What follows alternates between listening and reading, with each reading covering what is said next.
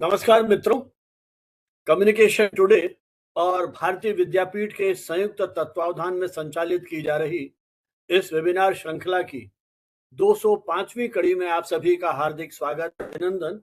विश्व theatre day या विश्व रंगमंच दिवस की हार्दिक शुभकामनाओं के साथ। और जैसी हमारी परंपरा है, किसी भी एपिसोड को शुरू करने के पहले सरस्वती वंदना की प्रस्तुति के साथ हम कार्यक्रम को शुरू करते हैं। मैं अनुरोध करूंगा भारतीय विद्यापीठ के school of journalism mass communication में सहायक प्रोफेसर प्रियंका सिंह से, जो वहां जनसंपर्क गतिविधियों का संचालन भी कर रही हैं और शिक्षण में आने से पहले रेडियो इंडस्ट्री के साथ जुड़ी रही, आरजे प्रियंका के रूप में अपने शोज करती रही और अब एक शिक्षक का जो दायित्व निर्वहन है अकादमिक क्षेत्र में, उसका निर्वहन बड़ी खूबी से कर रही हैं। आपके शोध पत्र विभिन्न जर्नल्स में प्रकाशित हुए हैं और रेडियो पॉडकास्टिंग पर आप पीएचडी के लिए पंजीकृत हैं, रजिस्टर्ड हैं। मैं उनसे अनुरोध करूंगा कि सरस्वती वंदना की प्रस्तुति के साथ आज के इस कार्यक्रम को शुरू करें। Priyanka Singh. Thank you so much, sir. It always gives us immense pleasure to present Saraswati Vandana in the media webinar series. So let's remember Ma Saraswati through this Vandana. इतनी शक्ति हमें दे न दाता, मन का विश्वास कमजोर होना, हम चले नेक रास्ते पे हमसे भूल कर भी कोई भूल होना। इतनी शक्ति हमें दे न दाता, मन का विश्वास कमजोर होना, हम न सोचे हमें क्या मिला है, हम ये सोचे कि अब क्या है दर्पण, फूल खुशियों के बाटे सभी को, सबका जीवन ये बन जाए मधुबन, अपनी करुणा का जल तू बहा दे, कर दे पावन हर एक मन का कोना, हम चले नेक रास्ते पे हमसे भूल कर भी कोई भूल होना, हम चले नेक रास्ते पे हमसे भूल कर भी कोई भूल होना. So by this we are thrilled to announce you all in our 205th webinar. So welcome you all in our 205th webinar, which is on the topic theatre से कैमरा तक अभिनय की यात्रा और चुनौतियां. With pride we announce that the Communication Today, which is a 30-year-old bilingual media quarterly journal, and Communication Today, which is a lighthouse of media professional, and Bharatiya Vidyapeeth Institute of Computer Applications have hands joined together to organize this media webinar series. So today on 27th of March, we are discussing on the topic from theatre to camera, the journey, challenges of acting and the related aspect to it. So our eminent and talented speaker for the session is Mr. Darshan Dev sir, an actor, director and a writer based in Jaipur. So, sir, we are here and we are excited to hear you on this platform. So, Dev sir has traveled the full arc from the live expressive world of theatre to many other and related aspects, including theatre, acting, and other skills, technical world of on and off camera performance. In this webinar, he'll be sharing with us an experience on how stage acting, with its projection, gesture, and direct audience connection, difference from acting for the camera, and what are the challenges artists face when making his career from theater to this camera. You'll also be discussing with us about the skill, discipline, and creative adjustment needed when the medium changes, when the platform changes, when the individual comes from theater to camera. So let's dive and explore this inspiring journey from theater to camera. So before this, we will be watching sir on television, but आज हम अपने webinar के screen पे sir को सुनने वाले हैं, watch करने वाले हैं. So stay connected with us and sir, most welcome on this screen. Thank you so much, sir. Thank you, बहुत बहुत धन्यवाद प्रियंका जी। लगभग 5 वर्ष पहले 2 अक्टूबर 2020 को हमारी यात्रा शुरू हुई। कोविड के दौर में जब लगा सब कुछ थम गया है, ये जो एक विकल्प कोविड ने हमें दिया ऑनलाइन, इसके माध्यम से हमारी इस विचार विमर्श की यात्रा को शुरू किया। 100 वेबिनार कम्युनिकेशन टुडे ने अपने मंच से किए और उसके बाद 101 से हमने ये यात्रा भारतीय विद्यापीठ, जो एनसीआर क्षेत्र का एक प्रीमियर इंस्टीट्यूट है, जर्नलिज्म मास कम्युनिकेशन की ट्रेनिंग का। उनके साथ हमने इस यात्रा को आगे बढ़ाया। कम्युनिकेशन टुडे, जैसा प्रियंका ने बताया, लगभग 30 वर्ष से नियमित रूप से प्रकाशित हो रहा है। हमारी वेबसाइट है communicationtoday.net। वहां हमारे सारे पुराने इश्यूज हैं और ये हमारे सारे डेलिब्रेशन जो यूट्यूब के ये वेबिनार्स के माध्यम से हम कर रहे हैं, इन सब को हम रिकॉर्ड करते हैं और हमारे जो वेबसाइट है उसके ऊपर आपको ये सारे जो डेलिब्रेशन है, विचार विमर्श मिल सकते हैं। अब तक 500 से अधिक एक्सपर्ट्स अलग अलग क्षेत्र के, चाहे वो मीडिया का कोई क्षेत्र हो, प्रिंट मीडिया है, इलेक्ट्रॉनिक मीडिया है, radio, TV, even theatre, Ravi Jhankal जैसे सीनियर आर्टिस्ट भी हमारे आ चुके हैं, वो भी संयोग से जयपुर के ही हैं। दर्शन जी भी हमारे जयपुर से ही हैं। तो हमने कोशिश की है कि समाज के विभिन्न क्षेत्रों, कई वाइस चांसलर्स आए, प्रोफेसर्स आए, डायरेक्टर्स आए, पॉलिटिशियंस आए, फिल्म सेंसर बोर्ड के राजीव अरोड़ा जैसे जयपुर के हैं, एक हमारे दिल्ली में हैं दुर्गेश त्रिपाठी, तो सेंसर बोर्ड से जुड़े हुए लोगों को भी हमने बुलाया। तो हमने कोशिश की कि इस एक मंच पर हम मीडिया से जुड़े विभिन्न विषयों पर एक चर्चा करें और नई पीढ़ी को विशेषकर उनका सेंसिटाइज और उनका ओरिएंटेशन करें। इसी क्रम में आज भाई दर्शन दवे हैं और हम उनका स्वागत, अभिनंदन, जब फिजिकल कोई आयोजन होता है तो हम वहां माल्यार्पण कर, साफा पहना के अपने ढंग से स्वागत, फारसी मंच पे स्वागत करने का हमने एक विकल्प तैयार किया है, ई बुके से स्वागत का। मैं फिर अनुरोध करूंगा प्रियंका जी से कि वे ई बुके से भाई दर्शन दवे का यहाँ स्वागत और अभिनंदन करें। प्रियंका जी। जी सर, बिल्कुल। Thank you sir once again. Sir, this is just in honour and gratitude from our side, an e bouquet flower with for you on the screen. और इस ई बुके के साथ मैं सारी ऑडियंस के लिए और हमारे सर के लिए ये मैसेज कन्वे करना चाहूंगी, जिस तरीके से इसकी फूलों की खुशबू है उसे हम फील करें और अपनी लाइफ में इम्बाइब करें, इसकी फ्रेशनेस को इम्बाइब करें और इसी फ्रेशनेस और क्रिएटिविटी के साथ लाइफ में बढ़ते रहें। So thank you so much sir. और इसी के साथ हमारा ये उद्देश्य है कि जैसे फूलों की सुगंध होती है, वो अपनी सुगंध को पूरे वातावरण को सुगंधित करती है, तो हमारी भी कोशिश ये है कि जो विचार रूपी सुरभि है, विचार रूपी सुगंध है, ये दिग दिगंतर में इसी तरह से आगे फैलती रहे। हमारी भाषा, हमारे प्रतीक, हमारे अभिव्यक्ति को दुनिया के किसी कोने में जो सुनने वाले हैं, समझने वाले हैं, वो समझें और ये हमारी विचार यात्रा, जिसको मैं विचार आंदोलन कहता हूं, इसी प्रकार से आगे बढ़ता रहे। आज जैसा हम सब जानते हैं, वर्ल्ड थिएटर डे, विश्व रंगमंच दिवस है। क्या कभी आपने सोचा है एक मंच, कुछ कलाकार, कुछ संवाद कैसे पूरी दुनिया को बदलने की ताकत रखते हैं? आज हम बात कर रहे हैं उस कला की जो केवल मनोरंजन नहीं है, बल्कि समाज का एक आईना है, और वो है रंगमंच।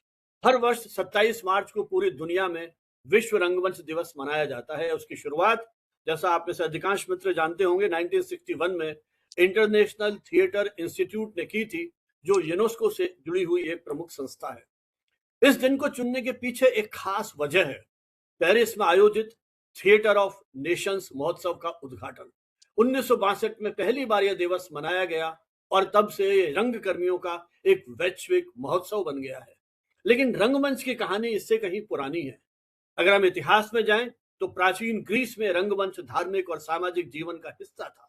वहीं भारत में नाट्य शास्त्र की बात तो हम सुनते ही हैं, अक्सर चर्चा होती है भरत मुनि का, और रंगमंच को तो हमारे यहाँ 5वां वेद कहा गया है। यानी रंगमंच केवल अभिनय ही नहीं, जीवन का सार है, भावनाओं का विज्ञान है और समाज का प्रतिबिंब है। विश्व रंगमंच दिवस पूरी दुनिया भर में नाटक, कार्यशालाएं और चर्चाएं आयोजित हो रही हैं। आज हर वर्ष एक प्रसिद्ध रंगकर्मी इस दिन को एक अंतर्राष्ट्रीय संदेश देता है, जो हमें याद दिलाता है कि रंगमंच की जिम्मेदारी केवल मंच तक सीमित नहीं है, बल्कि समाज तक फैली हुई है। 1962 में पहला अंतर्राष्ट्रीय रंगमंच संदेश फ्रांस की जीन कॉक्टे ने दिया था, और यह हमारे लिए सौभाग्य की बात है कि वर्ष 2002 में यह संदेश भारत के प्रसिद्ध रंगकर्मी गिरीश कर्नाड ने दिया था। तो अगली बार जब भी कभी आप कोई नाटक देखें, सिर्फ कहानी मत देखिए, उसके पीछे सवालों को समझिए, क्योंकि रंगमंच केवल हंसाता नहीं, केवल रुलाता नहीं, वो हमें सोचने के लिए मजबूर करता है। यही रंगमंच की असली ताकत है और यही है विश्व रंगमंच दिवस का संदेश। और आज जैसा प्रियंका ने बताया, हमारा विषय है थिएटर से कैमरे तक अभिनय की यात्रा और चुनौतियां। और इस विषय को हम समझेंगे एक ऐसे ही कलाकार जो थिएटर की दुनिया का जाना पहचाना नाम और फिल्म का जाना, टीवी सीरियल्स और फिल्मों का जाना पहचाना नाम, दर्शन दवे, जिनका विस्तृत परिचय मैं अभी जब उनको आमंत्रित करूंगा अपनी बात कहने के लिए, तब आपके सामने प्रस्तुत करूंगा। तो उनके जो जीवन है, किस तरह से उन्होंने संघर्ष करते हुए आज उस मुकाम को हासिल किया है, उनके माध्यम से हम इस पूरी यात्रा को, इन चुनौतियों को समझेंगे। अभिनय केवल कला नहीं है, बल्कि जीवन के अनुभवों को अभिव्यक्त करने का एक माध्यम है। चाहे वो मंच है, चाहे कैमरा है, किसी के सामने हम खड़े हैं, फिल्म और टेलीविजन दोनों ही अभिनय के महत्वपूर्ण आयाम है। लेकिन इन दोनों माध्यमों के बीच की यात्रा सरल नहीं है। यह एक ऐसी यात्रा है जो कलाकार को अपने कौशल, दृष्टिकोण और अभिव्यक्ति शैली को निरंतर बदलना और निखारना पड़ता है। थिएटर को अभिनय की प्रयोगशाला कहा जाता है। यहाँ कलाकार सीधे दर्शकों के सामने होता है, जहां हर संवाद, हर भाव, हर क्रिया तत्काल प्रभाव डालती है।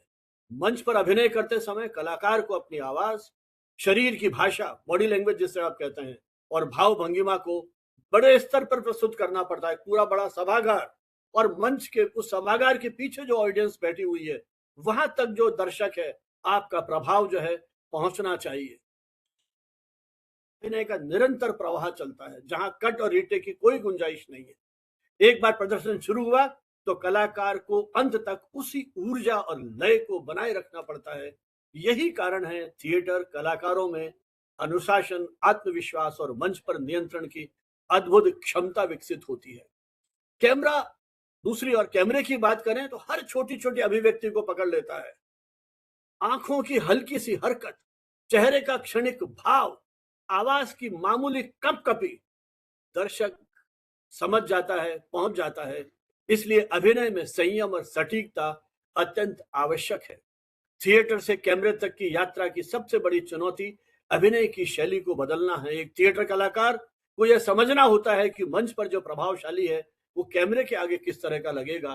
तो इस पूरी दुनिया को, इस पूरी यात्रा को, जैसा मैंने कहा कि हम भाई दर्शन जी के माध्यम से सुनेंगे, तो मैं बहुत ज्यादा विस्तार से नहीं करूंगा और सिर्फ निष्कर्ष रूप में ये कहूंगा कि थिएटर कलाकार को गहराई और अनुशासन और आत्मविश्वास देता है, जबकि कैमरा उसे सूक्ष्मता, तकनीकी समझ और व्यापक पहचान प्रदान करता है। इन दोनों के संतुलन में एक संपूर्ण अभिनेता का निर्माण होता है।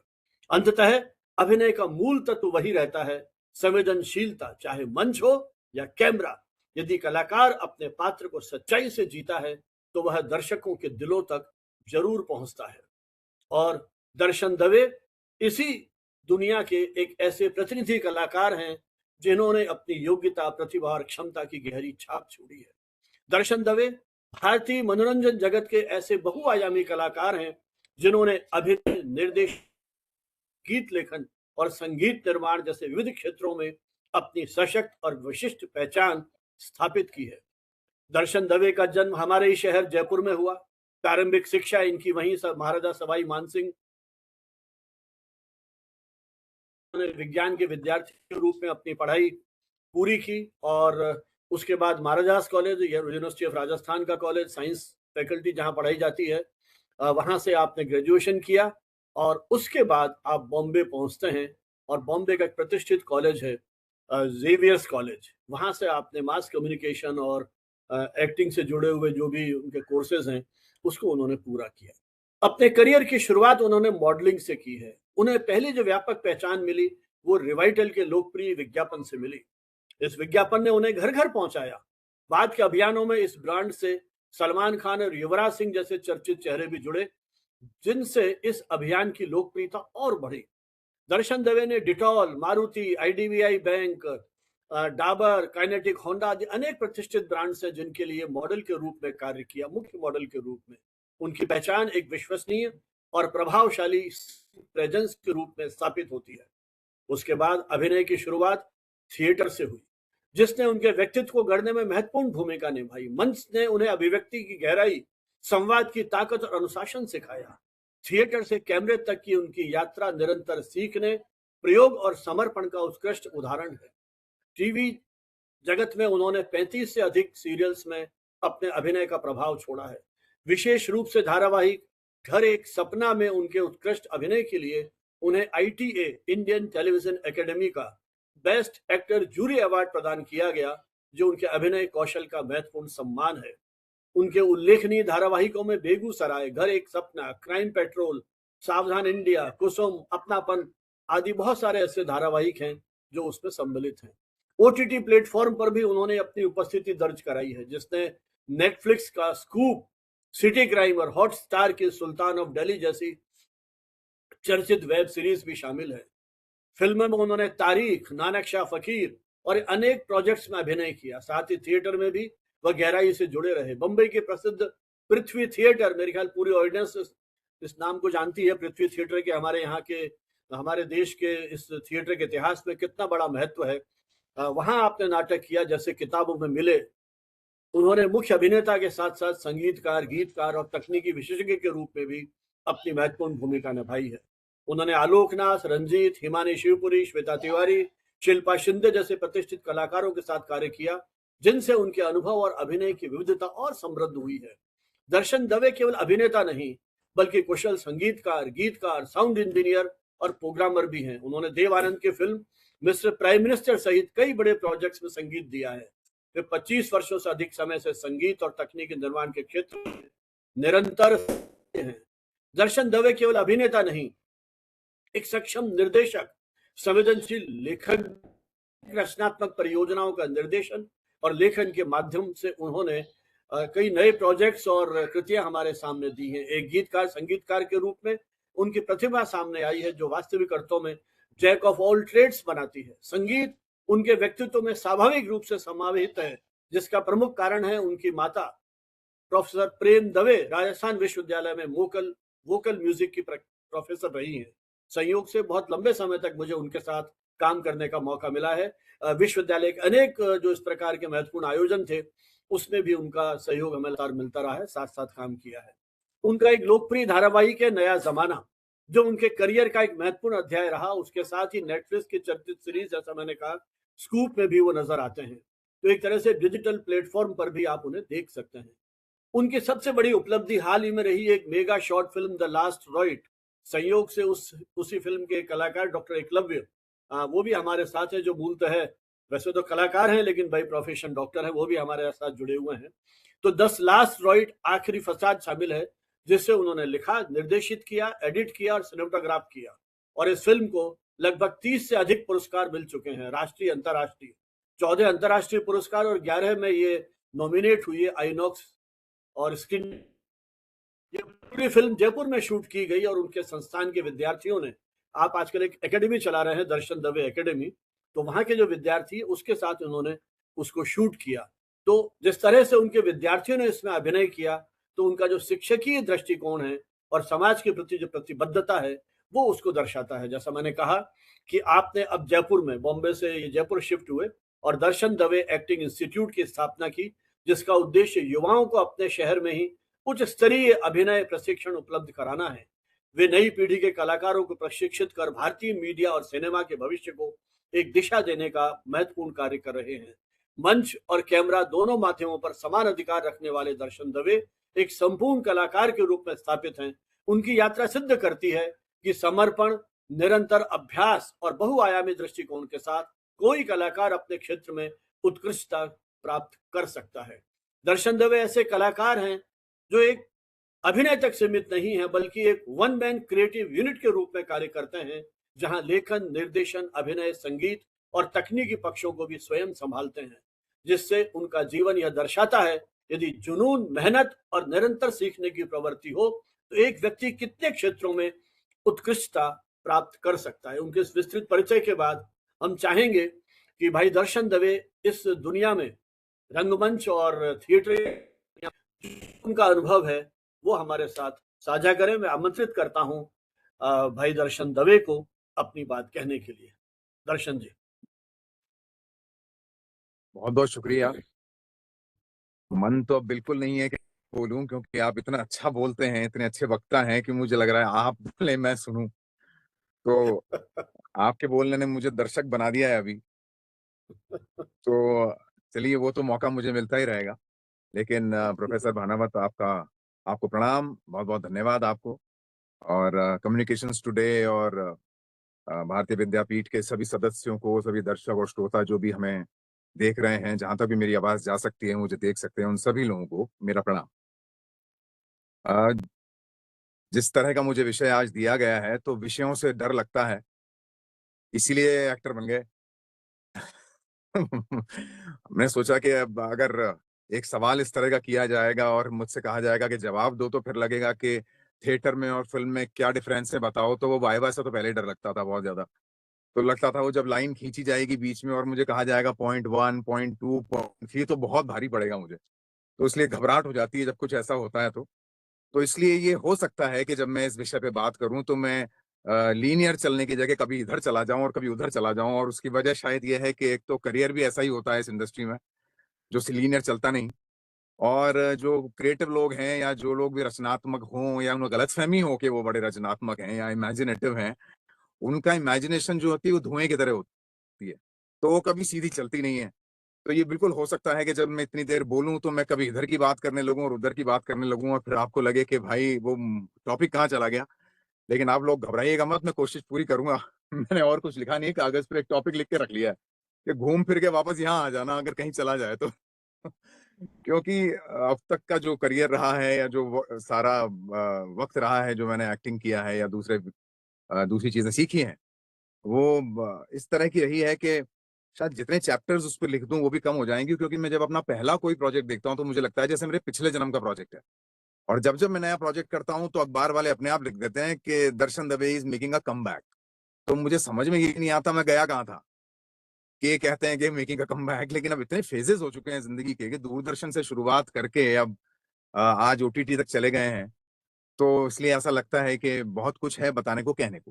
तो डेफिनेटली उस विषय पे अपन बात करेंगे कि थिएटर और फिल्मों के बीच मुझे क्या फर्क नजर आया या उसमें क्या समानताएं नजर आई। लेकिन मेरे ख्याल से it is the right time and right moment जब मैं अभिनय के बारे में कुछ बातें कर सकूं और जो इतने बरसों में मैंने सीखा और समझा मैं उसको आपसे साझा कर सकूं।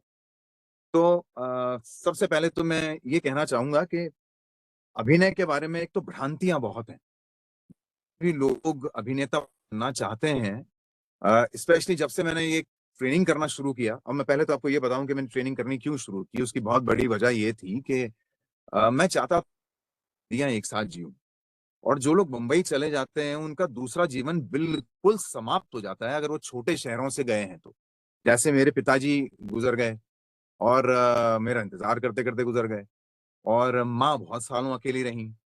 तो वो बहुत बड़ी कीमत होती है इस बात की कि आप सपनों के लिए पहुंच गए बंबई और नाम पैसा शोहरत वो बड़ा लगता है आपको। लेकिन जब आप पीछे मुड़ के देखते हैं कई बार तो आपको लगता है कि बहुत कुछ है ऐसा जो छूट गया। और अब मेरी जिद ये है कि जो भी लोग अभिनेता बनना चाहते हैं उनको ये नसीब हो सके कि काम तो उस तरह का करें, वैसा ही करें जैसा मुंबई में होता है या इंटरनेशनली होता है, और ये जिंदगी भी जी सकें, साथ रह पाते हैं, अपने यार दोस्तों के साथ रह पाते हैं। वो नसीब नहीं होती उन लड़कों को जो बहुत बड़ा सपना देखकर जाके दूर रह जाते हैं और 20-20 साल तक 8-8 लड़के एक कमरे में बंद रहते हैं मुंबई के अंदर। तो वो सब ईश्वर की दया थी कि मेरे साथ ऐसा कुछ नहीं हुआ।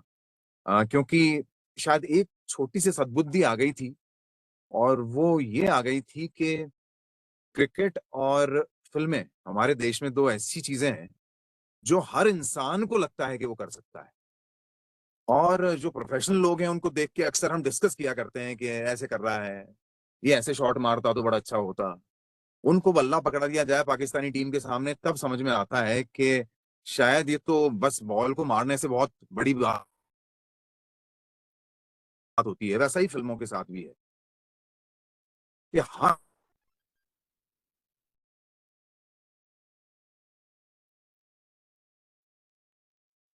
या कोई लड़की ऐसी है जो महिला संगीत में अच्छा डांस कर लेती है तो पूरा परिवार उसको कहने लग जाता है हीरोइन बन। तो कहीं ना कहीं ये महसूस होने लगा कि ये बहुत सुपरफिशियल नाच गाने को फिल्में समझने लग गए हैं लोग बाग। और ये बहुत दुख भरी बात होती है कि जब आपको लगता है कि लोगों को ऐसा लगता है कि इस लाइन में जाने के लिए कुछ भी सीखने की जरूरत नहीं है। मतलब बस आप पैदाइशी एक्टर हैं या ये समझ लीजिए। क्योंकि क्योंकि शायद उसकी वजह ये है कि अगर मैं किसी से कहूँ कि गाना गा या डांस कीजिए या लिखिए तो उसके लिए तो एक्सपर्टीज चाहिए। मगर हंसने के लिए, उठने के लिए, बैठने के लिए, नाचने के लिए हर इंसान को लगता है कि इसमें क्या सीखना पड़ता है, ये तो सीखे सिखाए हैं हम लोग। तो इसमें एक बहुत बड़ी समस्या जो है वो ये है कि अ, इसके टेक्निकल एस्पेक्ट बहुत हैं। और जब मैंने शुरुआत की यहाँ तो बस मैंने जैसा अभी सद्बुद्धि की बात की वो ये कि मुझे, क्योंकि शायद या तो मैं एक म्यूजिकल फैमिली का था मेरी मदर भी इसी प्रोफेशन में है, तो इसलिए मुझे ये बात समझ में आई कि ये बहुत गहरा आर्ट फॉर्म होता है। और आर्ट फॉर्म क्यों गहरा होता है अभिनय का?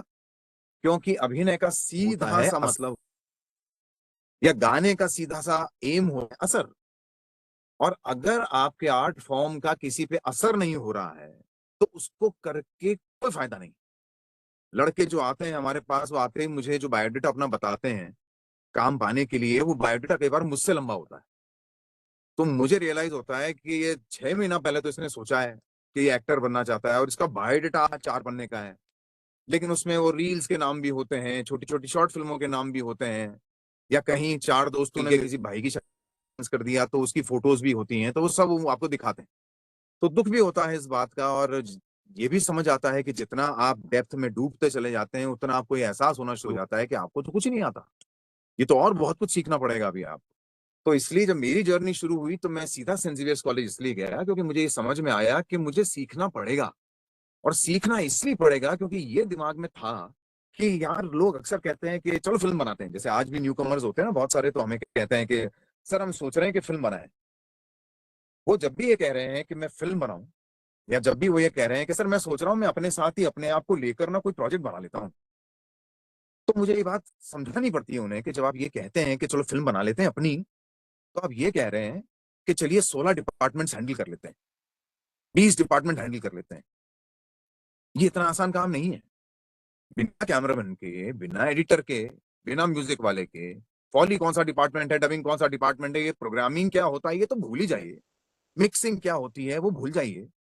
सिर्फ इसलिए क्योंकि आप एक फोन पकड़ के खड़े हो गए और सोशल मीडिया ने कहीं ना कहीं आपको एक गलतफहमी पैदा कर दी है कि आपके पास स्टार बनने के लिए, एक्टर बनने के लिए, डायरेक्टर बनने के लिए एक ईमेल आईडी काफी है। तो जिसके पास एक ईमेल आईडी है उसके पास एक यूट्यूब अकाउंट है, और यूट्यूब अकाउंट है तो दूसरे दिन से आपका काम डलना शुरू हो जाता है उसके ऊपर, बिना सीखे, बिना उससे जाने।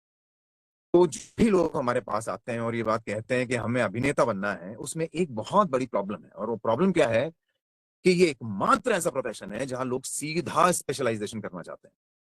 कि कितना विचित्र है, मैं 10वीं 11वीं 12वीं पढ़ा हूं, उसके बाद आदमी जाके कॉलेज के अंदर कोई सब्जेक्ट चूज करता है। मगर जो आदमी ये कहता है मैं एक्टर बनना चाहता हूँ, वो किसी और फील्ड के बारे में नहीं जानना चाहता, या वो जो सब फील्ड्स हैं उसके या दूसरे क्षेत्र हैं जिनसे मिलके उसका काम बनेगा, जो उसे अभिनेता बनाएंगे या जिनके साथ मिलके उसे काम करना पड़ेगा, उसे सीखने की जरूरत किसी को महसूस नहीं होती कभी भी। और शायद उसकी वजह ये के साथ के नाम, पैसा, शोहरत सबसे ज्यादा यहाँ है। तो दुकानदारी ज्यादा फील होने लगती है लोगों को, रादर देन इसके कि हम वो समझें तो सही हमें खड़े वहां होना है जाके। तो इसलिए बहुत से लड़के 10-10 साल मुंबई में स्ट्रगल करते हैं, उसके बाद उन्हें आता है कि सीखना चाहिए। ऐसे बहुत लोगों से मिल चुका हूं जिन्होंने पहले मुंबई में स्ट्रगल कर लिया है, उसके बाद वो हमारी क्लासेस में आए हैं, या उन्होंने कहीं अभिनय सीखा है। और उसकी बहुत बड़ी वजह यही समझ में आई कि ये आइसोलेशन में होने वाली चीज है नहीं। चाहे वो थिएटर हो, चाहे वो फिल्में हो, आप अकेले नहीं कर सकते।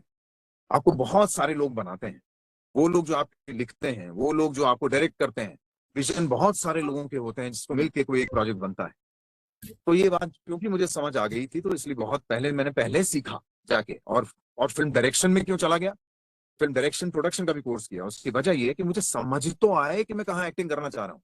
मुझे इस इंडस्ट्री के बारे में कुछ नहीं पता, और मोस्टली वो लोग एक्टर बनना चाह रहे हैं जो इंटरनेट पे जाके या तो शाहरुख खान का बंगला देखते हैं, और या जॉन इब्राहिम की बाइक्स देखते हैं, या वो स्पोर्ट कार्स देखते हैं जाके स्पोर्ट्स की, और शायद वो ही इंसेंटिव काफी फील करते हैं वो कि अरे बस ठीक है ना, ये चाहिए, ये चाहिए, है ना। हम वो लोग हो गए हैं जो अभिनेता बनना चाहते हैं, हम वो लोग हो गए हैं जो सीधा माउंट एवरेस्ट पे चढ़कर ऐसे करके एक सेल्फी, मैं जाऊं ऐसे करके सेल्फी खिंचाऊं, मैं कौन देखो मैं शीर्ष पे पहुंच गया। मगर उन्हें माउंटेनियरिंग से प्यार नहीं है, चढ़ना पसंद नहीं है, सीधा टॉप पे पहुंचना पसंद है। और ये बहुत बड़ी प्रॉब्लम है, क्योंकि अगर आपको जर्नी का आनंद नहीं आता तो बहुत मुश्किल है कि आप शीर्ष पे पहुंच जाएं। और यहाँ सब शीर्ष पे पहुंचने के लिए फिल्म इंडस्ट्री में आना चाह रहे हैं। मालूम नहीं है कि जाना कैसे है, रास्ता कितना लंबा है वो पता नहीं है। शायद ऑलमोस्ट 90% लोग कभी वो काम कर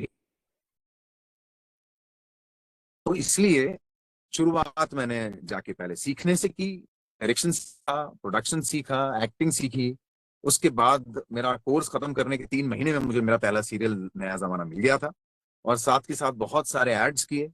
अ, अ, उस वक्त एपिसोडिक शोज हुआ करते थे, एक एक एपिसोड में कहानी खत्म हो जाया करती थी, तो वो भी शुरुआत की। दूरदर्शन का टाइम था, वीसीआर का जमाना था, तो बहुत सारे आप बीती जैसे शो। आज ही किसी ने मुझे मेरे इंस्टाग्राम पे किसी ने वो क्लिप डाली है जो मैंने आज से 15 16 17 साल पहले एक सीरियल किया था, रजा मुराद साहब थे उस सीन में मेरे साथ।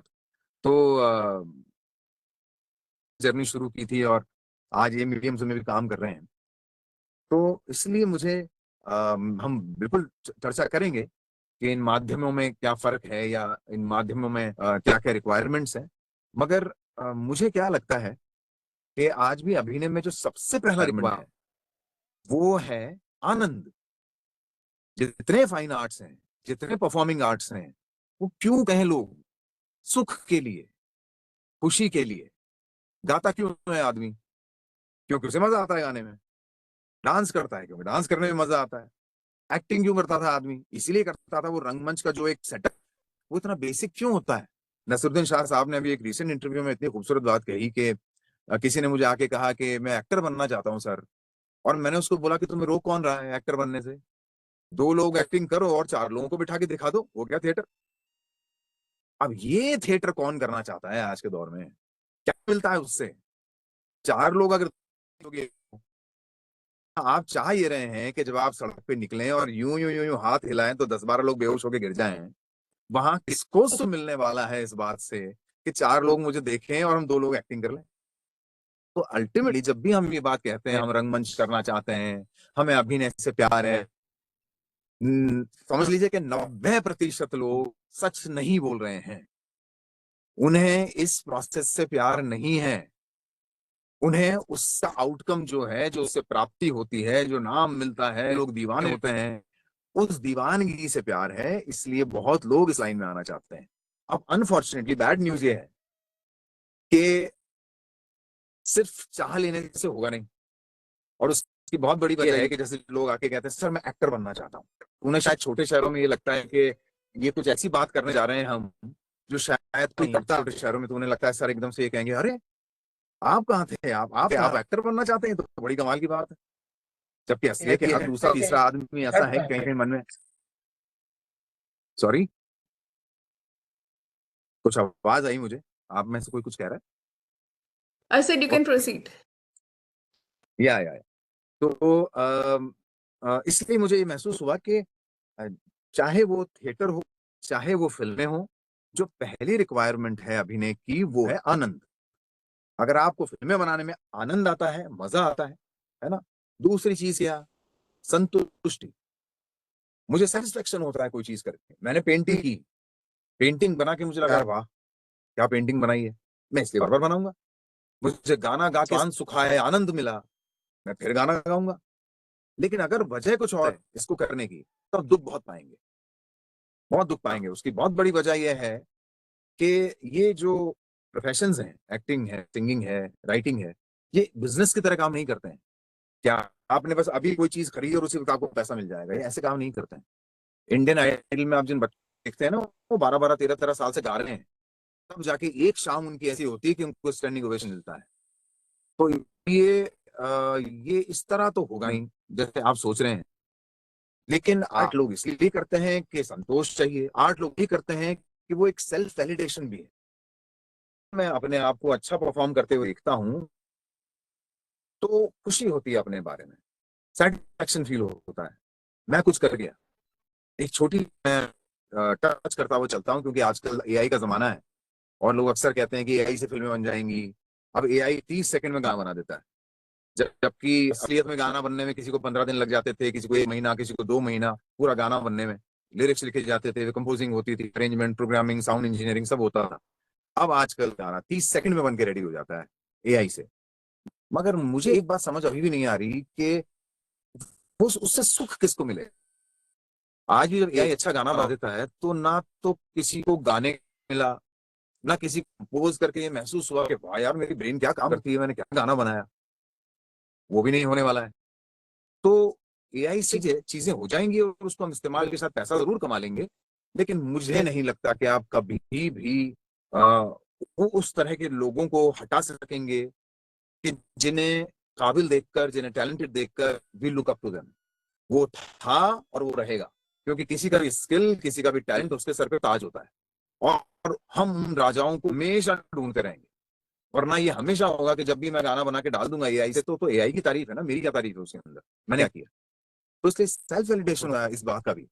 अब चीजें हो सकता है वक्त के साथ साथ बदल जाएं, लेकिन अभी तो हालात फिलहाल यही हैं कि जितने भी लोग मुझे देख रहे हैं और उनमें से अगर कोई अभिनेता बनना चाहता हो या सिंगर बनना चाहता हो, तो प्लीज इस बात का ध्यान रखिए कि अगर आपको ये कार्य करने में तो आनंद नहीं आता, मगर आपने सुना है कि इस पैसा बहुत मिलता है, नाम बहुत मिलता है, तो कोई भी फिल्म इंडस्ट्री के अंदर अशरफियों के बोरे ले नहीं बैठा हुआ है आपको देने के लिए। क्या आप वहां जाएंगे, आप जाके कहेंगे मैंने सोचा मैं एक्टर बन जाऊं? नहीं, आपने सोचा है, आपको लेगा कौन? और ले लिया तो आपने कैसे सोच लिया कि वो आपको यूं निकालेगा पैसे और आपके हाथ में दे देगा कि अरे अरे मैं तो आप ही का वेट कर रहा था? तो ऐसा होता नहीं। तो हमारी इंडस्ट्री में पैसा कब मिलता है? तब मिलता है जब आप इररिप्लेसेबल बन जाए, जब आपकी जगह किसी और को लिया नहीं जा सके। अगर आप कुछ बोलेंगे मैं इतना पैसा चार्ज करता हूँ, 10 खड़े हैं लाइन में, 500 लोग खड़े हुए हैं लाइन में, उनमें से किसी एक को ले लेंगे, आपको क्यों? आपको उस दिन लिया जाएगा, उस दिन आपको लिया जाएगा, या आपसे पूछा जाएगा कि सर आप कितने में काम करते हैं, जिस दिन सामने वाले मुझसे ये निकलेगा मुझे इसी को लेना है। अगर ये नहीं आया तो काम नहीं होगा। तो एक तो ये बहुत बड़ी बात। वहां आने के बाद जब काम शुरू किया तो ये समझ में आया कि खुद का ये मान लेना कि मैं अच्छा हूँ या मैं एक्टर हूँ, मैं सिंगर हूँ, ये इनफ नहीं है। और इसलिए प्रोफेशनल बनने के लिए तो नहीं है, क्योंकि प्रोफेशनल आप उसी दिन कहलाएंगे जिस दिन किसी और को आपकी जरूरत होगी, या आप उसके इवेंट पे खरे उतर पाए।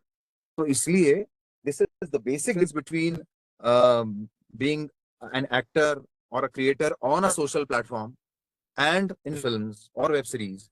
क्योंकि वहां पर लोग आपको इसलिए लेंगे क्योंकि उन्हें आपको ही लेना है, और यहाँ तो आपने क्योंकि खुद चैनल बना लिया है तो डल जाइए, उस पर एक्टिंग कर लीजिए और फिर सुबह से शाम तक बैठ के देखिए कितने व्यूज आते हैं उसके ऊपर।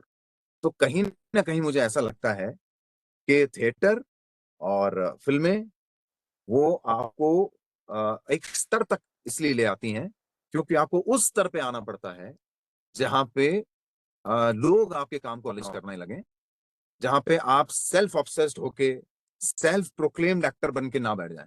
ये तो मैं जानता हूं, मैं एक्टर हूं।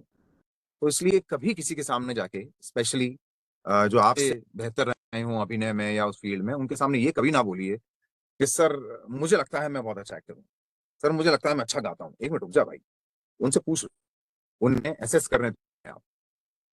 खैर देखिए, जब मैंने सीरियल्स किए तो मेरे पहले सीरियल के पहले साल में ही अवार्ड वगैरह मिल गए थे और लोग पसंद कर रहे थे काम को।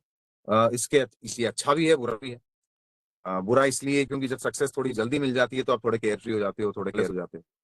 और अच्छा इसलिए कि आपको एक अच्छा स्टार्ट मिल जाता है। तो मेरे पहले सीरियल के बाद ही मैंने मेरा पहला प्ले किया पृथ्वी थिएटर में।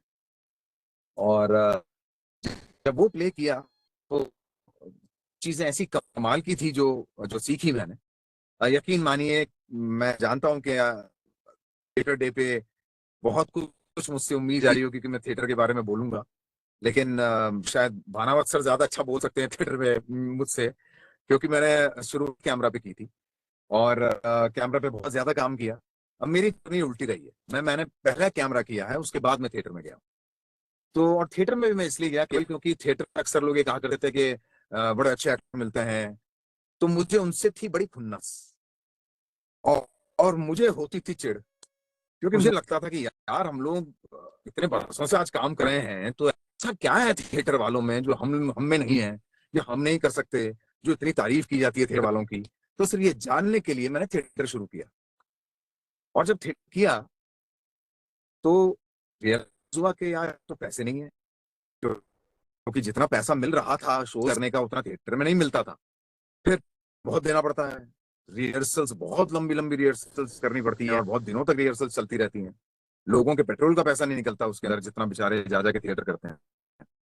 मैंने देखा बहुत से लड़के बैक स्टेज काम करते हैं, सालों तक तो नंबर ही नहीं, मेन रोल मिले, इस सब देखा। अब हिसाब से सोच तो ये लेना चाहिए था मुझे कि यार टेलीविजन ही अच्छा है या फिल्में ही अच्छी हैं, तो नहीं करना है।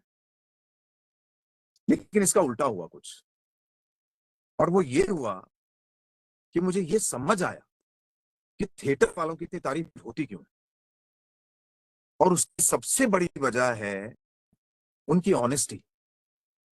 पैसा मिल रहा था इसलिए मैं शो कर रहा था, इसमें क्या बड़ी बात है? ये तो हर आदमी कर सकता है। जहां ज्यादा पैसा मिल रहा हो, जहां ज्यादा शोहरत मिल रही हो, वहां तो हर आदमी काम करना चाहता है। फिर ये कौन लोग हैं जो इतने सालों बैक स्टेज काम करते रहते हैं, छोटे छोटे रोल्स करते रहते हैं, वेट करते हैं कि किसी दिन हमको भी कोई मेन रोल मिलेगा? लोग हैं जो अपनी यहाँ आते हैं पृथ्वी थिएटर तक। फिर समझ में आया कि ये वो लोग हैं इन्हें से प्यार है, जो सिर्फ एक्टिंग करना चाहते हैं। वो 2 4 5 घंटे जो वो अभिनय कर लेते हैं, तृप्ति हो जाती है। ये कितनी बड़ी बात है किसी एक्टर के अंदर। मुझसे कोई कहेगा कि सर ये 2 शोज हैं, मैं क्या पूछूंगा सबसे पहले? अच्छा पैसा है, रोल क्या है, प्रोडक्शन हाउस कौन सा है, कितना फायदा होगा मुझे, कौन से चैनल पे है, प्राइम टाइम है कि नहीं है, सारी दूसरी चीजें आ गई ना। जब आप थिएटर करते हो तो आप मुक्त होते हो इन सारी चीजों से। आप सिर्फ अपने लव फॉर आर्ट जो है आपका, सिर्फ उसके लिए काम करते हो। तो ये खूबसूरत बात मैंने थिएटर वालों से सीखी कि ये लोग बहुत ही अनकंडीशनल मोहब्बत करते हैं अभिनय से। इसलिए फिल्मों में आज भी लोग थिएटर के एक्टर्स को बुलाते हैं, क्योंकि मालूम है तो हम देंगे ही, मगर उस पैसे की जो वैल्यू है उसका, उसके एवज में जो हमें मिलेगा वो ज्यादा मिलेगा किसी ऐसे आदमी के मुकाबले जो आया ही इसलिए है कि अच्छा पैसा है यार यहाँ। तो इससे एक तो थिएटर की बात डेफिनेटली ये है। आप सब लोग काफी जानते हैं, दर्शक भी हैं थिएटर के फिल्मों के, इसलिए इतना ज्यादा मैं विस्तार में नहीं जाना चाहूंगा कि टेक्निकल क्या समानताएं हैं या क्या उनमें भिन्नताएं हैं। हालांकि सभी जानते हैं कि कैमरा जो है वो क्लोजअप्स का मीडियम इसलिए हो जाता है क्योंकि कैमरा बिल्कुल आपके चेहरे के पास आ जाता है, तो आप उसे फेक नहीं कर सकते हैं। थिएटर में कभी कभी ऐसा होता है कि आपको पता होता है कि आखिरी सीट वाले को भी पता चलना चाहिए कि मैं रो रहा हूं, जबकि आप कैमरा पे ये कर सकते हैं कि आप आवाज भी ना निकालें और किसी को पता चल जाए कि ये अंदर से भरा हुआ है और रो रहा है। तो दोनों की अपनी अपनी टेक्निकलिटीज हैं और बड़ी कमाल है। क्योंकि जब मैंने दोनों किया तो मुझे रियलाइज हुआ कि नहीं, इतना भी आसान नहीं है थिएटर करना कि मैं सोचूं कि ठीक है थोड़ा तेज बोलूंगा तो हो जाएगा, ऐसा नहीं होता। वो अलग विधा है, उसके अपने स्किल्स हैं, लेकिन खूबसूरत है। और तो उसके अलावा अगर आप जो लोग भी जानना चाहें तो जैसे एड्स की दुनिया बिल्कुल ही अलग है। आज भी मुंबई में जो सबसे पहला काम स्ट्रगलर्स करते हैं वो एड्स के ऑडिशंस देते हैं। उनमें बहुत से थिएटर एक्टर्स होते हैं, और एड्स का जो फंडा है वो सीधा लुक से लेना देना है कि आप उस रोल में फिट होते हो कि नहीं, आप वैसे लगते हो कि नहीं। क्योंकि आप दिलीप कुमार बन के आपको कोई 2.5 घंटे की फिल्म में एक्ट तो करनी नहीं है। हालांकि जरूर है कि उसमें भी एक्टर्स ही काम आते हैं बहुत अच्छे, क्योंकि 30 सेकंड अपना एक्सप्रेशन दे देना भी मजाक नहीं होता। लेकिन उसके बावजूद एड्स की दुनिया थोड़ी सी अलग है। वहां पर एक ऐसा ही अभिनेता जिसको बहुत लाइनें याद रहती हो और आके वो परफॉर्म कर देता हो, मोनोलॉग्स कर देता हो, जरूरी नहीं है। तो पहली चीज तो ये होती है कि आप उस किरदार में फिट होने चाहिए। तो उस दुनिया में भी मैंने बहुत काम किया है। सर ने शुरू में बताया जैसे कि काफी सारे एड्स मैंने मेन मॉडल की तरह किए हैं, तो वो दुनिया भी देखी। पैसा बहुत ज्यादा है एड्स में, सीरियल से भी ज्यादा है। बहुत कम वक्त में बहुत ज्यादा पैसा एड्स में, तो इसलिए वो अलग है। सीरीज की है, वेब सीरीज डेफिनेटली, क्योंकि बहुत बड़ी फिल्म होती है एक तरह से, ये 8 घंटे की एक फिल्म है। उसी तरह शूट होती है, भले आप एपिसोड्स में देखते हैं उसको, लेकिन वो बड़ी एक फिल्म है। और उसका चैलेंज डेफिनेटली ये होता है कि आप कैसे एक एपिसोड के बाद एपिसोड के लिए लोगों को रोक पाएंगे। पहले एपिसोड का अंत अगर बहुत अच्छा नहीं हुआ तो जाहिर सी बात है दूसरे एपिसोड में लोग नहीं आएंगे। उसके अपने चैलेंजेस हैं, लेकिन हाँ इतना जरूर है कि क्योंकि वेब सीरीज के बजट्स बहुत अच्छे होते हैं, इसलिए बहुत आराम से बनाई जाती हैं। वही फिल्मों की हालत है, डिपेंड करता है हालांकि प्रोजेक्ट किसका है। लेकिन फिल्म भी बहुत देखिए फिल्मों का ऐसा फंडा है कि या तो आपके पास पैसे हो या आपकी प्लानिंग तगड़ी हो। बहुत कम बजट में बहुत उम्दा फिल्म बनाई जा सकती है, मगर फिर आपको मेहनत बहुत करनी पड़ेगी। वो एक प्रोड्यूसर कर ले, बेस्ट लोगों को हायर कर ले तो संभावना है फिल्म बन जाएगी। लेकिन जब आपके पास पैसे नहीं है, आप टॉप बेस्ट लोगों को हायर नहीं कर सकते, तो जाहिर सी बात है कि फिर एक ही चीज आपके काम आती है, और वो ये कि इतनी मेहनत और इतना होमवर्क करो कि कभी भी आपका शॉट देख के ये ना लगे कि यार ये सस्ती है फिल्म, या ये कोई इसकी रिचनेस में, इसके इसके ग्रेंजर में कोई कमी है। और वो तभी हो सकता है जब आप प्लानिंग बहुत अच्छी तरह से करें, आपका विजन बहुत क्लियर होना चाहिए। तो उसमें वक्त बहुत लगता है। हमने एक अभी शॉर्ट फिल्म बनाई, द लास्ट रायट, सर ने उसका मेंशन किया था, अभी उसे 25 इंटरनेशनल अवार्ड्स मिल चुके हैं। अवार्ड्स नॉमिनेशन 14 अवार्ड मिले हैं और 10 नॉमिनेशन मिले हैं, 11 नॉमिनेशन मिले हैं। उसमें 50 लोकेशंस हैं और 25 एक्टर, 35 मिनट की फिल्म है। तो वो जो एक आदत पड़ी हुई है कि काम, और जयपुर में ही शूट हुई पूरी की पूरी, जयपुर के ही सारे न्यू कमर्स थे जिनके साथ शूट हुई, 1.25 साल तक रुके रहना, वो भी किसी 35 मिनट की फिल्म के लिए सेंसिबल लगता नहीं। लेकिन वो जो एक जज्बा था शुरू से कि जो करेंगे इतना जमा के करेंगे, उसकी कोशिश की डेफिनेटली। स्पॉन्सर की, हमें पैसा दिया, तो जाहिर सी बात है कि, और जैसे अभी बहुत अच्छे लग, लेकिन 5 स्टार होटल में जाके भी मैं खिचड़ी ऑर्डर करता हूँ, क्योंकि शुरू से उसी की आदत पड़ी हुई है। तो ऐसा ही उन फिल्म मेकर्स के साथ होता है जो लोग सारे डिपार्टमेंट्स हैंडल करना सीख लेते हैं और फिर उसके बाद अपना कोई प्रोजेक्ट बनाते हैं, तो जाहिर सी बात है कि वो बहुत ज्यादा पैसे का सदुपयोग करते हैं। उन्हें मालूम होता है कि अगर इतने की फिल्म है तो मैं इससे तिगुने बजट की फिल्म दिखाऊंगा इसको। तो ये फायदा हुआ हम लोगों को वो करने से। अब आगे फिर हम और प्रोजेक्ट्स बनाने जा रहे हैं, एक साथ काफी सारे प्रोजेक्ट्स शुरू किए हैं। आई होप के ऐसा हम कर पाए। और इसलिए बस मैं इतना सा कहना चाहता हूँ आप लोगों से कि चाहे आप थिएटर में जाइए या फिल्मों में जाइए, शॉर्टकट नहीं है ये बात। और दूसरी बात, ये ऐसी विधा है नहीं जो आप सोचें कि मैं तो पैदाइशी करूं, इसमें सीखना पड़ता है। बहुत सीखना पड़ता है, बहुत समझना पड़ता है। और वो स्टेज तो बहुत बाद में आती है जब डायरेक्टर आपसे ये कहने लग जाए कि तू क्या करेगा सीन में, बता, है ना। वो आप इस तरह छोड़ दें अपने प्रोजेक्ट को कि उनको रियलाइज हो जाए कि सीन कैसा भी लिखा हो क्यों ना हो, ये अमेजिंग करे। अब वो डिपेंड करता है किसको कहाँ जाना है, कोई क्या बनना चाहता है। अगर आपको इतना ही है कि सोशल मीडिया थोड़ा बहुत कुछ करना है, अपने को फॉलोअर्स लेने, थोड़ा पैसा आ जाए, तो इतना परेशान होने की जरूरत नहीं है। लेकिन अगर आप चाहते हैं कि सिनेमा में जाएं, या आप चाहते हैं कि किसी दिन रंगमंच पे खड़े होकर आप परफॉर्म करें, तो आपको सारी विधाएं समझनी पड़ेगी, उसकी उसकी करनी पड़ेगी। एक well informed, educated, intelligent actor बनेंगे तो ही बाकी डिपार्टमेंट इज्जत करेंगे। अदरवाइज के खड़े हुए कि जब आपको ये अता पता ही ना हो कि यहाँ काम क्या हो रहा है और इन सब का मिलके एम क्या है, ये क्रिएट क्या करना चाह रहे हैं, तो इसलिए बहुत गहरी पढ़ाई है। और कोशिश कीजिए कि अगर इस फील्ड में आप जाना चाहें तो बहुत, और, बहुत डेडिकेटेड होकर, हिम्मत रखकर, डिटरमिन्ड होकर। अब आप कुछ पूछना चाहें तो पूछ सकते हैं मुझसे। बहुत बहुत आभार भाई दर्शन दवे, आपने अपनी पूरी जीवन यात्रा के माध्यम से थिएटर और फिल्मी दुनिया के जो कुछ अंदरूनी तथ्य हैं, अंदरूनी पक्ष हैं, कितना परिश्रम, कितना धैर्य, कितना आत्मविश्वास, क्योंकि जो कला है ये मुझे लगता है साधना है, चाहे वो अभिनय है, चाहे वो निर्देशन है, चाहे लेखन है। एक स्क्रिप्ट को लिखने के लिए, इवन एक किसी भी लेख का, किसी शीर्षक, किसी खबर का, किसी स्क्रिप्ट का शीर्षक लगाना भी एक अपने आप में एक बहुत बड़ी चुनौती है ना। हेडिंग इज हेडेक हम अक्सर कहते हैं।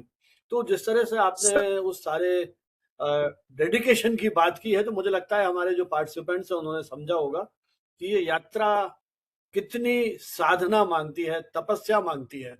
तभी हम इन रास्तों पे, क्योंकि हमें सफलता तो दिखती है किसी कलाकार की, लेकिन उसके पीछे जो उसका पूरा संघर्ष है, पैरों में जो छाले हैं, वो दिखाई नहीं देते हैं।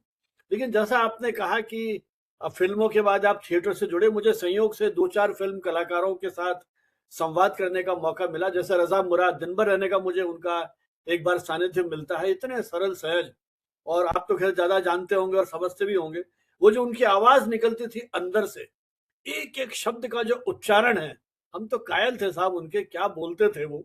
और कितने सरल वो, मुझे तो याद है जब डिनर उनके साथ कर रहे थे तो कोई एक महिला आती है, सर आप रजा मुराद हैं? उन्होंने कहा फोटो खिंचा लूं आपके साथ। सब खाना छोड़ करके वो फोटो खिंचा रहे हैं वहां पर, है ना। और अभी ऐसे कलाकार हैं जो एयरपोर्ट पे उन फोटोग्राफर को झड़क रहे हैं, दो एक्सट्रीम है। तो उन्होंने कहा अब ये फोटो अपने भाई को भेजेगी, अपने बहन को भेजेगी, अपने, तुम देखिए किस तरह का। इसी तरह से शिल्पा शेट्टी के साथ, इवन दर्शन जी के साथ अभी मैं जयपुर में करीब 2-2.5 घंटे बैठा था। तो मैं जब देखता हूं कि कलाकार जब बात करता है तो उसका आज का जो एक्शन है उसका भी मुझे लगता है एक मीनिंग है। वो जिस तरह से डायलॉग बोलते हैं, किस तरह का उनका मतलब, यदि आप महसूस करें तो उससे भी बहुत कुछ सीख सकते हैं। तो ये जो उनकी बॉडी लैंग्वेज है, बात को कहने का तरीका है। अनिल कपूर के साथ एक बार प्रेस कॉन्फ्रेंस पे जाने का मौका मिला, गोविंद निहलानी को एक बार ऐसी कोई फिल्म के सेट पर देखने का मौका मिला, थोड़ी बहुत बात करने का मुझे मौका मिला। उस समय ये जो हमारा FTIA के डायरेक्टर थे उनका मेरे अच्छी दोस्ती थी, तो बॉम्बे में एक शूटिंग में उनसे जब मिलना हुआ तो इस तरह का उन्होंने दिखाया था। और उसमें ये सनी देओल भी उस समय शूट कर रहे थे वहां पे, तो उनका थोड़ा बहुत मुझे देखने का मौका मिला। और अभी नासिक में एक मराठी फिल्म की शूटिंग देखी, किस तरह से करीब घंटे भर तक मैं खड़ा खड़ा देखता रहा। कितनी मेहनत, आप एक शॉट जो ये करते हैं फिल्म कलाकार, है ना।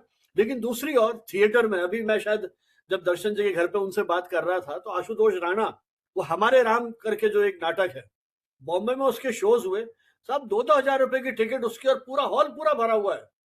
और अभी शायद मैं देख रहा था अखबार में, कल जयपुर में भी कल परसों में बिरला ऑडिटोरियम में उनका शो है। उस व्यक्ति ने लगातार 2 शो करना, और जो रावण की भूमिका जो उन्होंने निभाई है, अद्भुत साहब, किस तरह से वो लोग काम करते हैं। तो मुझे लगता है कि कलाकार की ये तपस्या है, जिसकी बात अपनी जीवन यात्रा के माध्यम से दर्शन द्विवेदी जी ने हमारे साथ शेयर की। इसके पहले कि अपन इस चर्चा को ओपन करें सवाल जवाब के लिए, बहुत सारे हमारे साथ पार्टिसिपेंट्स हैं जो पूछना चाहते होंगे, उस दुनिया को समझना चाहते होंगे। लेकिन इसके पहले एक बार फिर प्रियंका जी को आमंत्रित करूंगा आज के इस विश्व रंगमंच दिवस की शाम को यादगार बनाने के लिए ई सर्टिफिकेट और ई मोमेंटो दर्शन जी को भेंट करें। जी सर, बिल्कुल। Darshan sir, this is your e-certificate on the screen. Token of love, gesture, and dedication you have shown to us. Thank you so much, sir. We have Thank your you so much. memento as Thanks well. for this.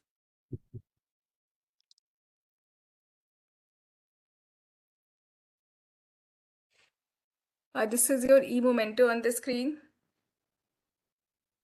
On behalf of Communication Today and Bharati Vidyapeeth, sir. Thank you so much, sir. Oh, thank you. That's lovely. Thank you. चलिए, ये सत्र अब चर्चा के लिए खुला है। जो भी मित्र अपने कोई ऑब्जर्वेशन हो, टिप्पणी हो, और आपने जिस अपनी शॉर्ट फिल्म का जिक्र किया था रॉइड्स, मैंने आपको वो जो का चैट बॉक्स है उसमें उसका लिंक शेयर कर दिया है, और आप यूट्यूब पे भी चाहें तो देख ठीक। सकते हैं। ये फिल्म उपलब्ध है वहां पे, और उस पर कमेंट करके भी आप दर्शन जी तक अपनी फीलिंग जो है पहुंचा सकते हैं। तो जो भी मित्र सवाल पूछना चाहें आमंत्रित हैं, अपना नाम और थोड़ा परिचय देते हुए। मैं देख रहा हूँ डॉक्टर बाला लखेंद्र, बाला sir, बनारस हिंदू यूनिवर्सिटी में mass communication department associate professor है, और एक लंबा समय आपने आकाशवाणी के साथ बिताया है। उनका वीडियो ऑन हुआ है और बहुत लंबे समय बाद जुड़े हैं हमारे साथ। तो बालाजी, कुछ टिप्पणी आपकी, क्योंकि आपने भी देश के अनेक यूनिवर्सिटीज में गए, यूथ फेस्टिवल में पार्टिसिपेट किया है, और रंगमंच से तो आपका भी सीधा जुड़ाव है, तो कुछ आपकी टिप्पणी। बहुत बहुत प्रणाम करता हूँ।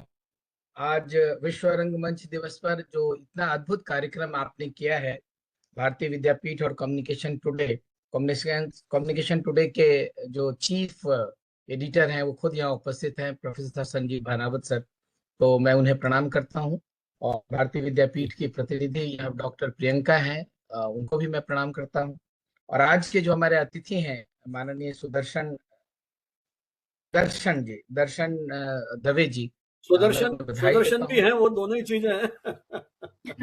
हाँ, खुद उनका जो खुद का व्यक्तित्व इतना सुदर्शन है, तो आपको मैं बधाई देता हूँ। और बहुत अच्छा मतलब आपने व्याख्यान किया। यद्यपि मैं थोड़ा विलंब से जुड़ा, क्योंकि वो लिंक नहीं, यहाँ पर नेटवर्क की कुछ समस्या थी। वाराणसी में आज शाम के समय में थोड़ी वर्षा भी हुई है और हवा चली थी तेज, तो हमारे घर का जो नेट था थोड़ा, लेकिन यहाँ से मैं सुना। बहुत बधाई देता हूँ आपको, भाषा आपकी इतनी अच्छी है, आप इतना अच्छा बोलते हैं। आपने कई फिल्में भी की है, आपने विज्ञापन किए हैं, थिएटर भी किया है। एक बहुत अच्छी बात जो आप कह रहे थे एआई के बारे में कि एआई से गीत लिख के और बहुत अच्छा आपने ये कहा कि उससे सुख किसको मिलेगा।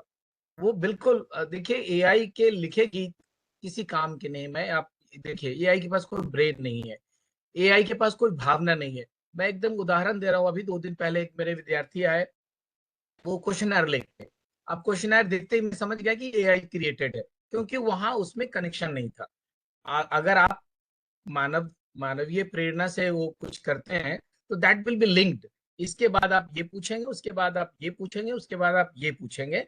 एआई ऐसा कभी कर नहीं सकता है। एआई को है कि हाँ ठीक है, इन्होंने ये पूछा है, जस्ट क्रिएटेड 20 क्वेश्चंस, आप कमांड दीजिए कि मुझे 20 क्वेश्चन चाहिए, वो फटाफट बता देगा आपको।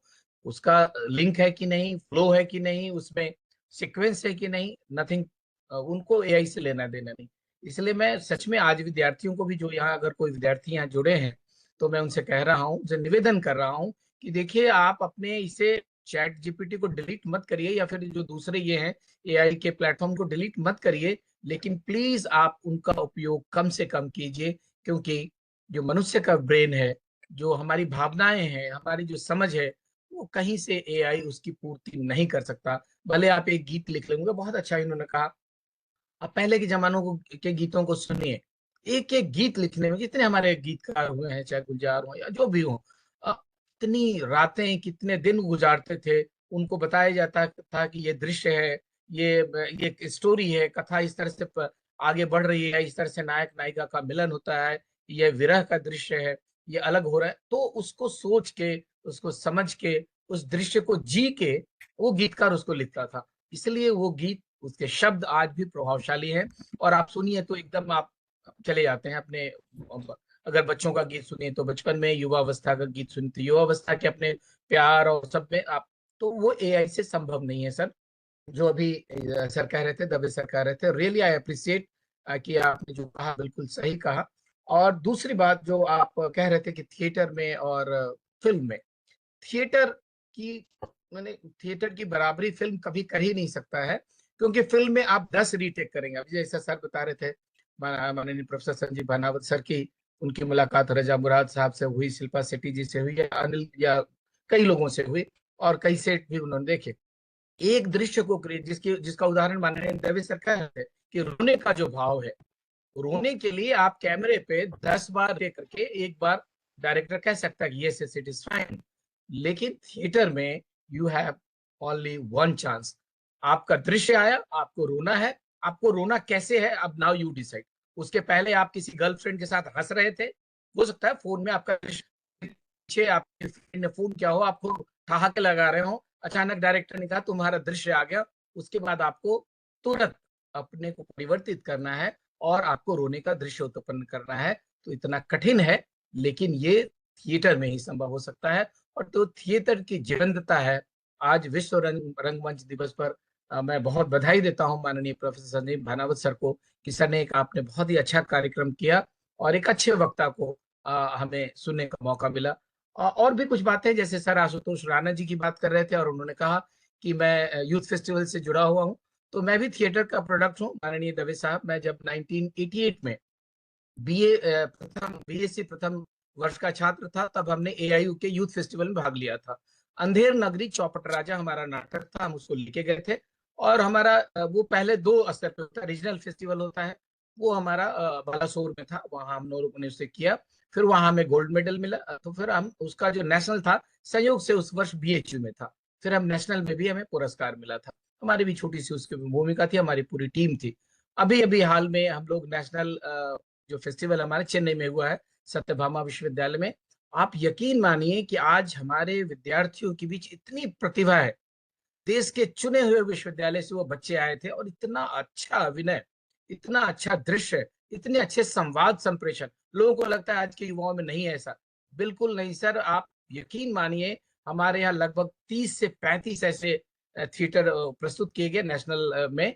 चेन्नई में अभी हाल में ही हुआ है वो, 7 से 14 तक। अद्भुत। तो आवश्यकता इस बात की है कि हम अपने युवाओं को प्रेरित करें, प्रोत्साहित करें। आशुतोष राणा की बात अभी सर कर रहे थे, और आपने भी कहा कि वो रावण की भूमिका और वो उनकी कविता। आशुतोष खुद यूथ फेस्टिवल के प्रोडक्ट हैं।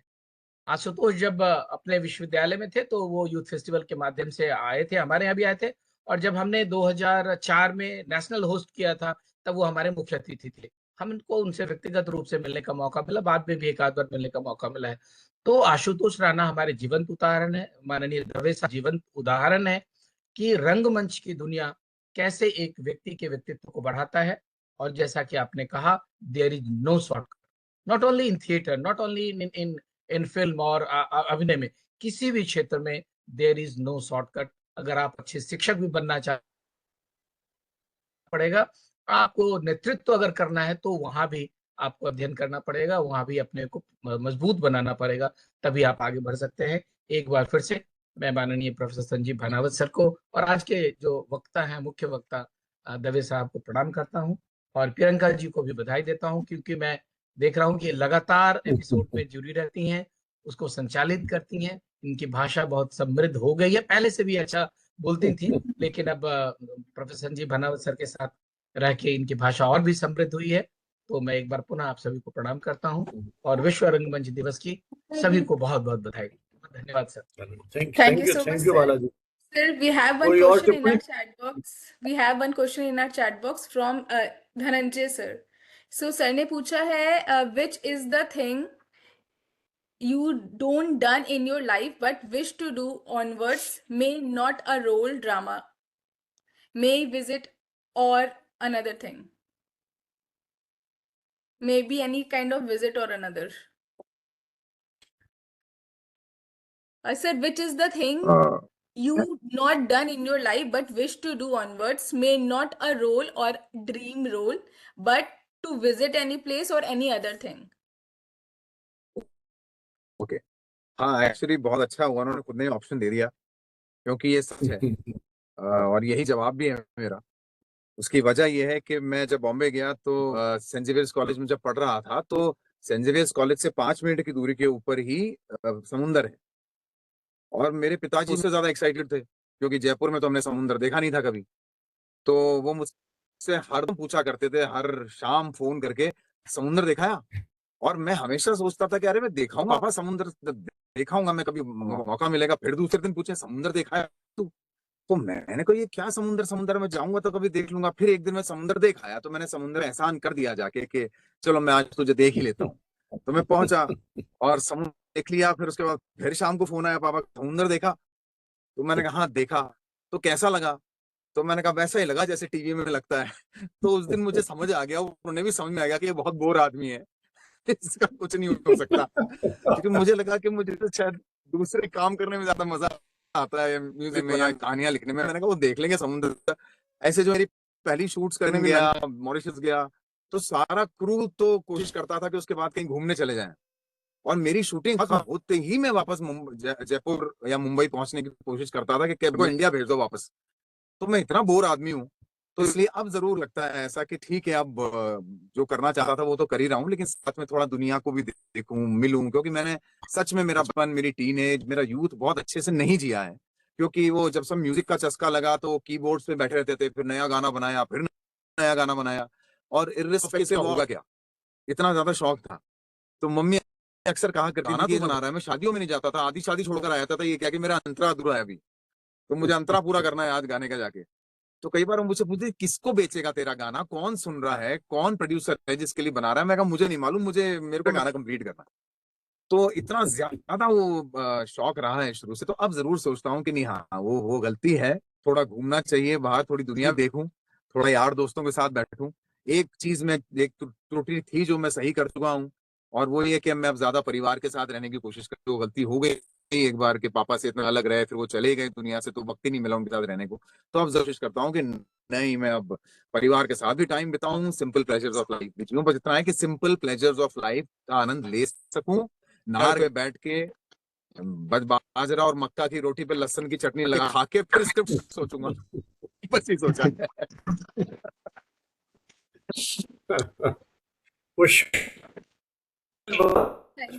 Thank you so much sir, thank you. Dhananjay sir, आप अभी कैमरा ऑन किए, आपको कुछ और चीजें रखनी है अपने साइड से? Yes ma'am, camera is on ma'am, but I can't see myself, sir. Sir, we are able to see you and hear you as well. You can speak whatever you want to.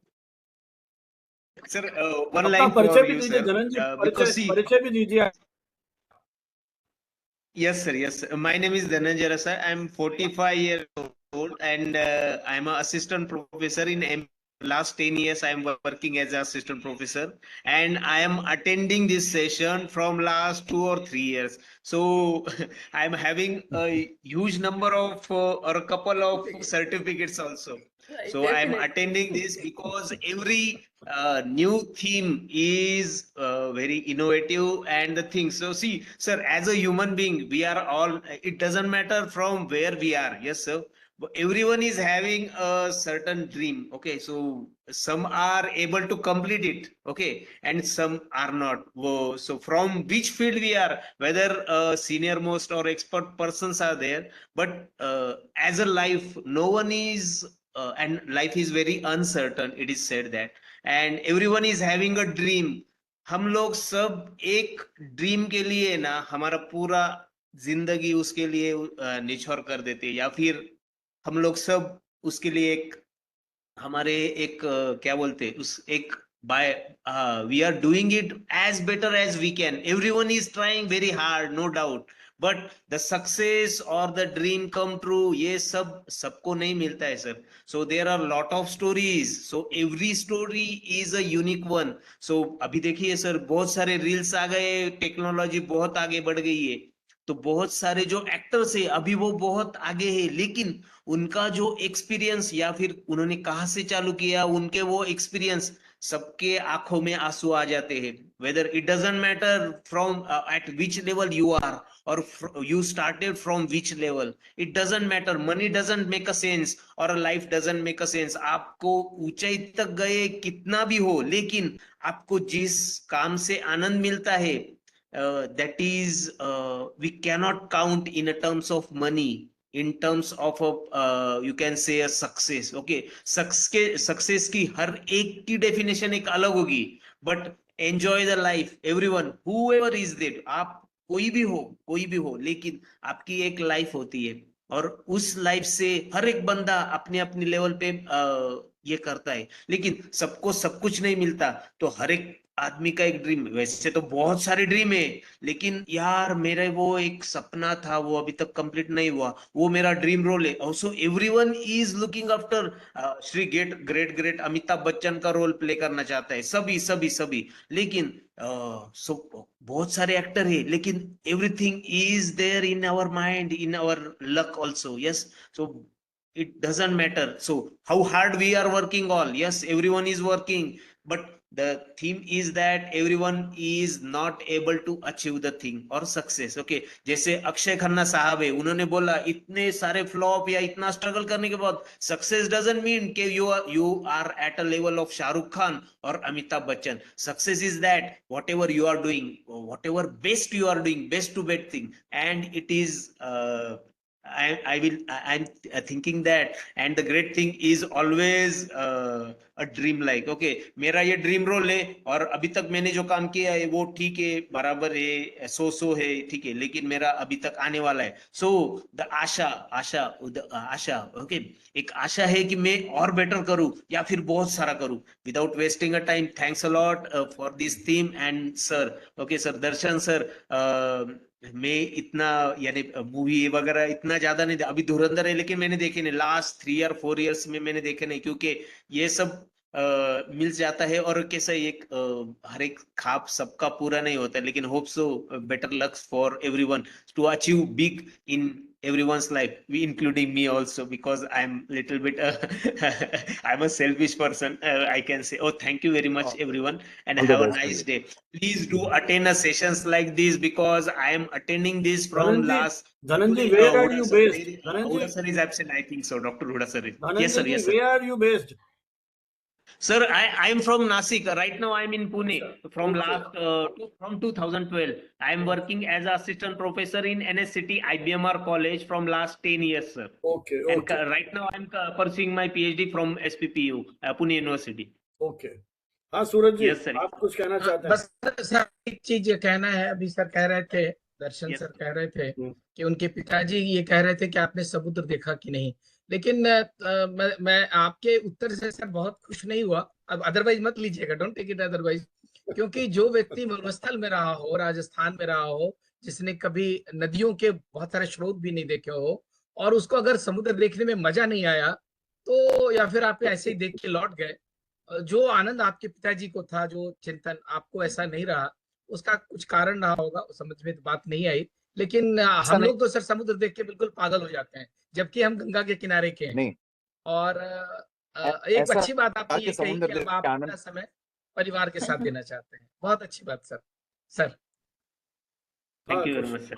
Thank you very much, नहीं, sir. Sir, ऐसा नहीं था sir, कि मुझे thank you very Anand much Anand for नहीं giving आया much time. समुद्र देख के। हाँ दर्शन जी आप कहिए, धनंजय जी ये दर्शन जी बात कर रहे हैं। हाँ दर्शन जी बताइए आप। हाँ, मैं ऐसा नहीं था कि मुझे आनंद नहीं आया समुद्र देख के, डेफिनेटली आनंद आया, लेकिन मुझे इस बात का एहसास था पहली बात कि मुझे जाके मेरी क्लास में अपने आप को साबित पहले करना है। समुद्र देखने को तो सालों पड़े हैं, क्योंकि मुझे मालूम था मुझे ताउम्र अब मुंबई में रहना है, तो समुद्र तो देखता ही रहूंगा। उसके बाद तो फिर बहुत कुछ किया, समुद्र पे शूटिंग किए हैं, वहाँ स्टंट्स शूट किए हैं, नावों के ऊपर खड़े होके शॉट्स दिए हैं। तो मैं हर चीज को आज भी फिल्मी तरीके से ही देखने का आदी हूँ कि मुझे ऐसा लगता है कि फॉरेन भी जाएंगे ही, समुद्र में भी जाएंगे ही, रेगिस्तानों में भी जाएंगे ही। सारे तो हाथी घोड़े ऊंट सब कुछ तो मैं चला चुका हूँ शूटिंग के अंदर। तो इसलिए क्योंकि हमें उस काम को करते हुए ही सब कुछ करने का अनुभव हो जाता है, इसलिए वो एक एक्साइटमेंट इस तरह का नहीं होता कि एक टूरिस्ट की तरह उसको कर लें। लंदन ले जाया जाएगा शूटिंग करने को, समुद्र के अंदर शूटिंग करनी ही होगी। तो इसलिए मैं थोड़ा सा इस बात को लेके केयर फ्री रहता हूँ। मुझे लगता है कि ये कर लेंगे ना तो सब मिल जाएगा, बस इसलिए शायद मैं थोड़ा सा केयर फ्री था इस बारे में कि मैं जल्दी से समुद्र देख लूं। क्योंकि ये तब तो हो सकता था जब मुझे मालूम, क्या पता महीने भर के अंदर ही वाइंड अप करके जाना है, जयपुर तो देख लो जो कुछ है मुंबई के अंदर।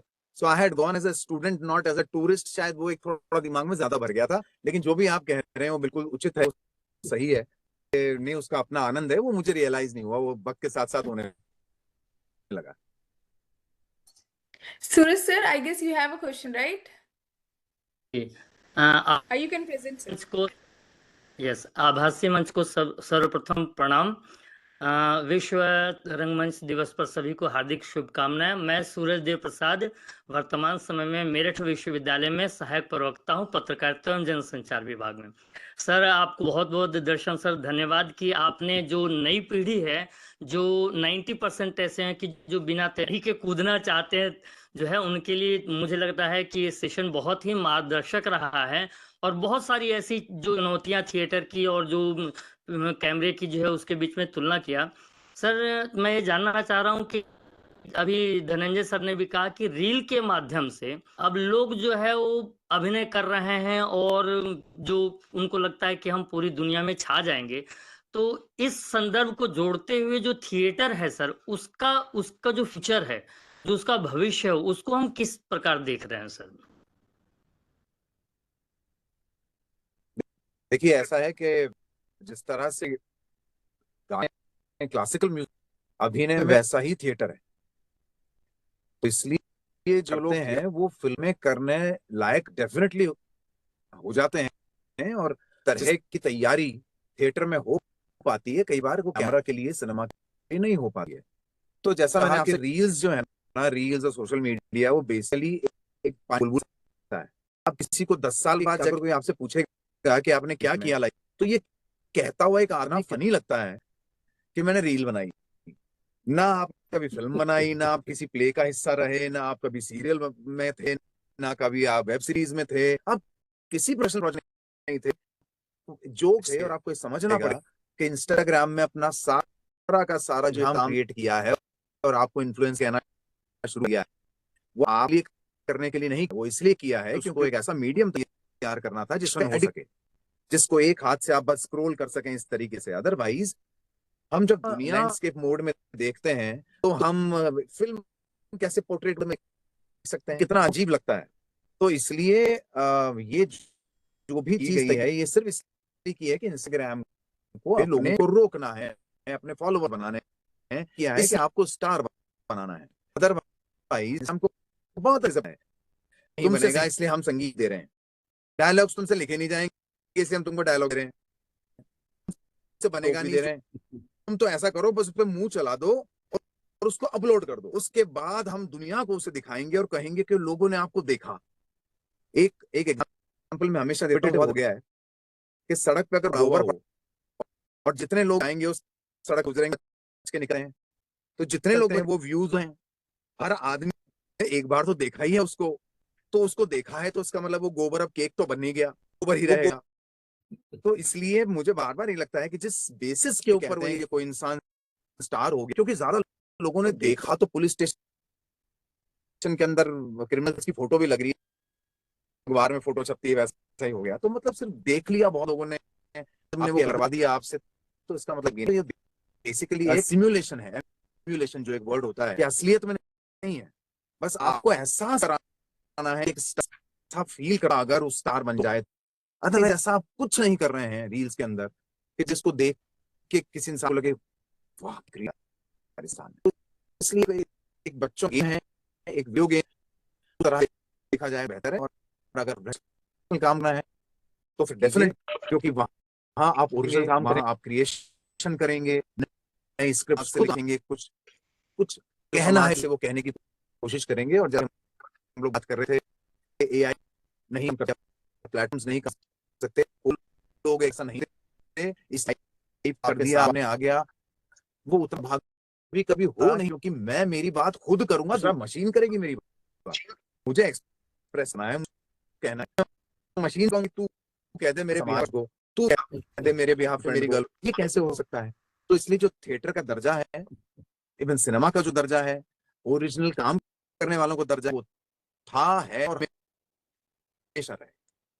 तो थिएटर का फ्यूचर कैसा देखते हैं सर? मैं बस मतलब आगे 10 साल 15 साल में हम किस रूप में, क्या जो स्टार्टिंग में जिस रूप में था, बीच में जो स्थिति हुई, क्या भविष्य में भी ऐसा हम कुछ बेहतर देख पा रहे हैं सर? गया है ऑलरेडी, क्योंकि कमर्शियल प्लेस होने लगे, अब से नहीं हो रहे, हो रहे हैं, तो कमर्शियल होने लगे हैं, डेफिनेटली जाती हैं, हाउसफुल जाते हैं, बहुत लोग अब उसके हैं। बस इतना है कि उसका स्वरूप है थोड़ा सा बदल जाए, हो सकता है कि अब टेक्नोलॉजी ज्यादा हो सकता है, जैसे आज कॉल लाइक्स यूज में लगभग चीजों के अंदर गए हैं, लाइक्स की दूसरी नई चीजें उसके लगे हैं, चेंज उसको लेके वो बिल्कुल उसके हो सकता है कि बिल्कुल बेसिक उसमें ना, लेकिन वो भी ठीक है। लेकिन मुझे तो ऐसा लग रहा है कि ये करने लगे हैं, और आज भी बहुत देखा जाता है, तो फ्यूचर तो ब्राइट है ही डेफिनेटली, क्योंकि आ गया इतने साल पहले, उसके थिएटर है, आज भी लोग थिएटर कर रहे हैं, तो उसका वो आनंद, जब तक उसका आनंद नहीं जाएगा थिएटर कहीं नहीं जाएगा, तो इसलिए वो बढ़ेगा ही, वो ग्रो ही होगा। मेरे ख्याल सूरज जी, मैं दर्शन जी की बात से सहमत हूँ। जैसा अभी बालाजी ने कहा कि जी सर, चेन्नई में जो यूथ फेस्टिवल था, 35 यूनिवर्सिटीज की टीम आई हुई थी और थिएटर किया उन्होंने। आज देश की अनेक यूनिवर्सिटीज ने ड्रामेटिक्स डिपार्टमेंट शुरू कर दिए हैं, और मुझे पता नहीं मेरठ की क्या स्थिति है, जयपुर जैसे शहर, जेके के जवाहर कला केंद्र जैसे जगह है, वहां रेगुलर थिएटर हो रहा है और उसमें टिकट से पेड है वो। तो मेरठ में नाटक हो रहा है सर आज, ये तो हाँ हो रहा है ना, तो मैं कह रहा हूँ ये विधा खत्म नहीं होगी, चल रही है, हो रही है सर। ये आपके और हमारे जैसे दर्शकों में निर्भर करता है कि हम जाकर के उनको प्रोत्साहित करें।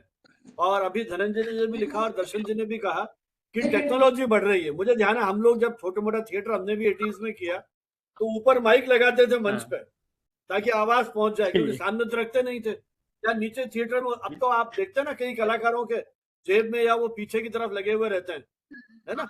आप कभी भी ध्यान दीजिएगा, आप जितने भी आज के स्टेज कलाकार हैं, सबके पास वो कॉलर माइक है। 80s में तो नहीं थे ऐसे, तो तकनीक का भी सहारा ले रहे हैं, है ना। अब तो आपके पास लाइटिंग इफेक्ट्स, म्यूजिकल इफेक्ट्स, कितनी चीजें आ गई है आपके पास। तो ये टेक्नोलॉजी बढ़ रही है, तो विधाएं जीवंत रहेंगी। और हर विधा, जैसे शुरू में ही बात हुई अपनी, हर विधा की अपनी एक प्रकृति है। फिल्में थिएटर का स्थान नहीं ले सकती, थिएटर फिल्म का स्थान नहीं ले सकती, है ना। तो ये विधाएं अलग अलग है, हाँ, और सभी चलेंगी। ये हर क्षेत्र के व्यक्तियों का अपना अलग। हबीब तनवीर को आप याद करते हैं थिएटर के रूप में, है ना। दर्शन जी और बाकी जो इतने नाम लिए फिल्मों को, आप उनको टीवी और फिल्म आर्टिस्ट के रूप में याद करेंगे, म्यूजिक कंपोजर के रूप में याद करेंगे, है ना। तो गिरीश कर्नाड का नाम आते ही फिल्मों में रहे, लेकिन नाटक लिखे उन्होंने, ययाति जैसे नाटक लिखे उन्होंने। तो मुझे लगता है हर एक का अपना अपना रोल है और ये सब विधाएं चलेंगी, है ना। बहुत बहुत मुझे धन्यवाद लगता है सर, काफी समय हो गया, इसको वाइंड अप करना चाहिए अपने को, काफी टाइम हो गया है। तो चलिए दर्शन जी, आपका बहुत बहुत आभार। आपकी अनुमति सर, माननीय प्रोफेसर हाँ हाँ, बोलिए संजीव सर। बोलिए बोलिए बस, बोलिए। मैं अपने मित्र जो अभी कह रहे थे उनको बताना चाहूंगा कि काशी में, बनारस में चुके हूं मैं, यहाँ पर रामलीला आज भी सर ये 400 वर्षों से यहाँ हो रहा है और इसमें आज भी कृत्रिम लाइट नहीं उपयोग होता है। आप जिस माइक की बात कर रहे थे, यहाँ माइक प्रयोग नहीं होता है सर। आज भी जो संवाद है वो ऐसे ही, और वहाँ हजारों की भीड़ होती है और आज भी पेट्रोमैक्स में वो होता है, वो आज भी वो कृत्रिम लाइट यूज नहीं करते हैं। मैं एक और उदाहरण दूंगा, असम में जो नाटक की एक शैली है जिसमें आप सिर्फ बैठे रहें, वो पात्र पूरा दृश्य घूमता रहेगा आपके, उसको भावना बोलते हैं वहां पे। और बहुत ही सुंदर, महाभारत को लेके, रामायण को लेके, आपको एक स्थान पर बैठ जाना है चारों तरफ से और वो दृश्य आपके सामने आता जाएगा, बाल काले से लेके सब दृश्य। तो ये अभी भी है और अभी लोग इसको एंजॉय कर रहे हैं और लोग अभी भी आ रहे हैं इस दिशा में। इसलिए नाटक तो और समृद्ध हुआ है, अब और समृद्ध होगा, ये मेरा मानना है। बालाजी जी, जो हमारे फोक आर्टिस्ट हैं ये सब कर रहे हैं। मैंने हमारे रूरल जर्नलिज्म की वर्कशॉप में दौसा ले गया पार्टिसिपेंट्स को और वहां हेला ख्याल की परफॉर्मेंस की उन फोक आर्टिस्ट में। कोई माइक नहीं उनके पास, एक बार वो इधर होकर के बोल रहे हैं, एक बार इधर जितने होकर भी के बोल रहे नुक्कड़ हैं, नाटक के लोग हैं, they are also not using their mic। जो भी नुक्कड़ नाटक प्रेजेंट करते हैं उनमें मतलब वो माइक नहीं कर पाएंगे वो। हर विधा की अपनी वो नृत्य है और, है ना। लेकिन अब ऑडिटोरियम में आप करेंगे तो बिना माइक नहीं कर पाएंगे आप। जो उस तरह के आधुनिक नाटक हैं वहां तो करना ही पड़ेगा, है ना। चलिए, मैं एक सूचना कि अपने अगली जो वेबिनार है वो 2 अप्रैल को है और उसमें सेंट्रल यूनिवर्सिटी बिलासपुर वहां के जो एक असिस्टेंट प्रोफेसर है डॉक्टर विकास राज पोपट, ये बात करेंगे Indian cinema through the lens of Natyashastra. Natyashastra की आज बात हुई और थिएटर का तो बिल्कुल एक आधारभूत नाट्यशास्त्र में सब कुछ है थिएटर के बारे में, है ना। और बल्कि अब तो हम हमारे मास कॉम के कोर्सेज में नाट्यशास्त्र को इंक्लूड करने की बात कर रहे हैं। जगह जगह जो बीओस की मीटिंग्स हो रही हैं उन सब में नारद मुनि को पढ़ाने की बात हो रही है। और बल्कि मैंने तो दर्शन जी से पूछा भी था कि आप अपने ट्रेनिंग में नाट्यशास्त्र को कितना उपयोग करते हैं, तो आपने बताया था कि उसके जो रस की बात करते हैं अपन, उनकी कहीं उसके अंदर इनपुट वगैरह है। और मुझे नहीं पता एनएससी वगैरह के जो कोर्सेज हैं उनमें नाट्यशास्त्र को कितना लिया गया है, लेकिन अब जब आईकेएस को इंक्लूड करने की बात आ रही है इंडियन नॉलेज सिस्टम की, तो ये हमारे जो पुराने सारे ग्रंथ हैं इनको हम जोड़ने की बात कर रहे हैं। तो इस पे हम बात करेंगे। समय वही शाम को 5:30 बजे अपन मिलेंगे और मैं एक बार फिर अनुरोध करूंगा प्रियंका जी से कि वोट ऑफ थैंक्स प्रपोज करें। Yes, sir. On behalf of BBI Camp New Delhi, I extended my heartfelt gratitude to all the participants who have joining us in today and make this webinar more enriching and inspiring. The topic was From Theatre to Camera, Challenges of Acting and Related Aspects. So special thanks to our guest, Mr. Darshan sir, whose valuable insight and experience as an actor, director, and writer have truly enlightened us on the discipline of required when transitioning from stage acting to acting from the camera। जिस तरीके से sir ने बहुत सारे expect को cover किया, creative adjustment बताया sir ने, टेक्नैलिटीज को बताया सर ने, डेडिकेशन बताया सर ने, ये बताया कि हमें एक्सपीरियंस करना, उसे जीना बहुत ज़्यादा ज़रूरी है। सर ने सेटिस्फैक्शन को एम्फेसाइज किया, सर ने बताया किस तरीके से अनकंडीशनल लव किसी भी कैरेक्टर के लिए बहुत ज़्यादा रिक्वायर्ड होता है। तो आई गेस सर ने सारे रिलेटेड एस्पेक्ट को कवर किया, including entertainment and information both. Sir ने एक चीज़ के बारे में और बताया कि जब हम बात करते हैं म्यूज़िक की, जब हम बात करते हैं डांसिंग की, तो बहुत सारे ऐसे डांसर्स हैं, म्यूजिशियंस हैं, जिन्हें हम बोलते हैं कि ये एक एक्टिंग जो स्किल्स है वो बॉर्न नहीं है। बट जब हम सिंगिंग की बात करते हैं तो वो कहीं ना कहीं बॉर्न हम कंसीडर करते हैं कि माँ सरस्वती जब से पैदा हुआ है तब से इसके गले में है। बट जब हम एक्टिंग की बात करते हैं, कहीं ना कहीं एक्टिंग वो एक ट्रेनिंग है और एक डेवलप एक आर्ट है जिसे हम कहीं ना कहीं प्रैक्टिस से और ट्रेनिंग से सीख सकते हैं। तो सर ने उस चीज़ को एम्फेसाइज किया और सर कहीं ना कहीं वो चीज़ कर भी रहे हैं, बिकॉज सर ने अपना एक इंस्टीट्यूट एकेडमी ओपन की है और उस चीज़ के लिए सर मोटिवेट कर रहे हैं लोगों को कि जिसमें भी वो आर्ट का स्पार्क है, they can come there and learn them and teach them as per their requirement. So sir is doing well. So basically full thanks to Banawat sir and Professor Aman Huda sir because they are the strongest pillar और जिनकी वजह से हम इतने सारे नए नए topics को एक्सप्लोर कर पा रहे हैं, चीज़ों के बारे में समझ पा रहे हैं, सीख पा रहे हैं, और जो भी थोड़ी बहुत गुंजाइश है, इश्यूज हैं, उनको आप जैसे एक्सपर्ट्स के साथ डिस्कस कर पा रहे हैं। और कहीं ना कहीं बहुत सारे बच्चों को मुझे लगता है इन वेबिनार से डायरेक्शन मिलती है कि वो क्या सही डायरेक्शन में जा रहे हैं, और अगर वो कहीं खो गए हैं, लॉस्ट हो गए हैं, तो दे can come on their right path. So thanks to all the participants for their presence and engagement with us. We hope that we will be sharing this knowledge and information with you in our further webinars as well. We'll look forward to welcome you again, sir, because जितनी बातें आपने की, मुझे लगता है आपने topic को तो कवर किया, but still we want more to discuss with you. So see you for further webinars also. And I wish all the participants to stay safe, keep nurturing, and stay healthy. Thank you so much, sir. चलिए, हमारी ओर से भी बहुत बहुत धन्यवाद भाई दर्शन जी, आपने इतना समय निकाला। कुछ चैलेंजेस भी आज आपके साथ रहे और रिकॉर्डिंग में भी कुछ बीच बीच में वो जैसा आपने शुरू में आशंका प्रकट की थी वो चुनौतियां रही हैं, लेकिन तकनीकी जो चुनौतियां हैं उनके सामने हम कुछ नहीं कर सकते। बाकी जो चुनौतियां हैं आपके उस एक्टिंग के उसमें, उनको तो आप निरंतर अभ्यास से दूर कर सकते हैं, लेकिन ये तकनीक ऐसी चीज है कि यह हमारा बस नहीं है। लेकिन उसके बावजूद आपने बहुत मन से इन सारी चीजों को हमारे सामने रखा। ये मंच खुला है, जब भी आपको मन करे इन विद्यार्थियों के साथ और मीडिया प्रोफेशनल्स, टीचर्स के साथ बात करने का किसी विषय पर, तो आप आमंत्रित हैं। लेकिन आपका जिस तरह का व्यस्ततम दिनचर्या है, सुबह से शाम तक इतने सारे असाइनमेंट्स, लेकिन फिर भी आपने जो एक प्रायोरिटी पे हमारे इस निमंत्रण को रखा, ये आपका इस विषय के साथ जो सरोकार है, जो जुड़ाव है। क्योंकि पंत ने किसी समय कहा था, वियोगी होगा पहला कवि, आज से उपजा होगा गान, उमड़कर आंखों में बही योगी कविता अनजान। वियोगी होगा, उस वियोग से कविता फूटती है। शैले ने भी कहा था, our sweetest songs are those which tell us saddest thought. तो यहाँ वियोग किसी अपनी प्रेयसी का प्रेम में ठुकरा देना नहीं है, ये वियोग, या जो अब दर्शन जी मान लीजिए कोई एक ट्रेजेडी रोल कर रहे हैं, अपन को मालूम है कि वो सब नाटक है, लेकिन फिर भी दर्शकों की आंखों में आंसू आ जाते हैं। कितना एक तादाद में जुड़ जाता है उस कलाकार के साथ, उस जीवन के साथ, लगता है कि हमारा ही जीवन हम पर्दे पर देख रहे हैं। तो यही वो जीवंत साधना किसी कलाकार की है। तो आपने उस सारे पक्ष को जिस बखूबी हमारे सामने अभिव्यक्त किया, बहुत बहुत आभारी हैं। और आपने जो एक तरह से टिप्स दिए हमारे युवा विद्यार्थियों को, मीडिया के विद्यार्थियों को, उनका अनुसरण करके वो जीवन में कुछ कर गुजरने का संकल्प लेकर के आगे बढ़ेंगे। आप सभी का मार्गदर्शन मिलता रहेगा। बहुत बहुत धन्यवाद। जय हिंद, जय भारत।